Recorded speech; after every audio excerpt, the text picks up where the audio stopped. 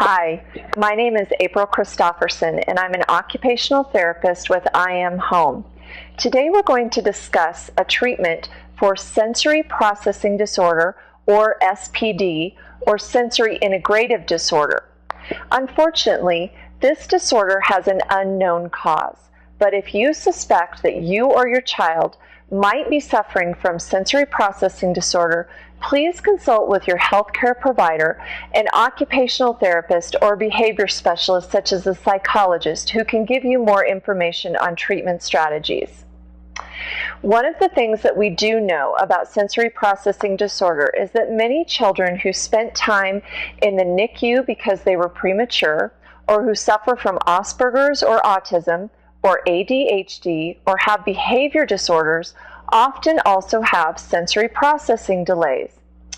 This is a problem with the body and the brain processing information from the smell area, the taste area, the movement, the visual, the hearing, and the touch systems. When we have difficulty processing information, it can come out in a variety of behaviors, such as if your child is sensitive to touch, he or she might withdraw from your touch or might crave really tight hugs and might not be able to tell you that. They may also dislike certain clothing fabrics or tags or the little seam in the sock, and you'll notice that they prefer to either go without those types of clothes, or they rip out the tags, or they prefer to always live in their pajamas, even under their regular clothes. This can be a problem when we start going to school or to social events. Another thing that you might notice about your child is that they might have some oral motor or taste and eating difficulties. You might notice that your child gravitates towards certain food groups and will only eat those food groups, such as sweets or such as soft foods, such as cotton cheese or yogurt or mashed potatoes. You might notice also that your child absolutely refuses to eat anything that's the color green or that smells a little bit like a savory smell. Your child might only want smells that are sweet. These are all sensory processing delays of the oral motor area and the taste and the smell areas. Your occupational therapist can give you some programming that will help with this. Some of the other things that you might notice about your child is that they crave movement, or they withdraw from movement and they get very scared.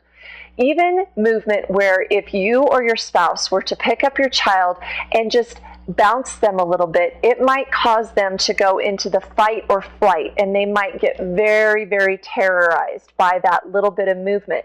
On the flip side, you might have a child that's quite the Tasmanian devil and just seeks all kinds of movements all the time, and you're not quite sure why they just can't stop. Well, again, it's the brain telling the body that they're seeking that movement from a sensory processing standpoint.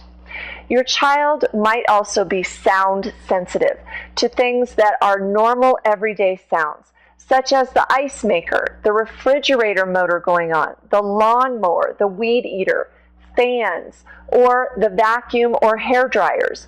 You might notice that your child puts his or her hands over their ears, or goes and hides under a table, or goes to their room and puts a blanket over their head when there are loud noises or sensitive noises.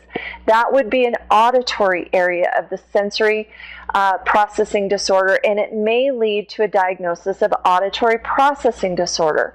Again, consult with your medical healthcare provider for the certain diagnosis if you suspect that there might be some auditory or sensory processing delays.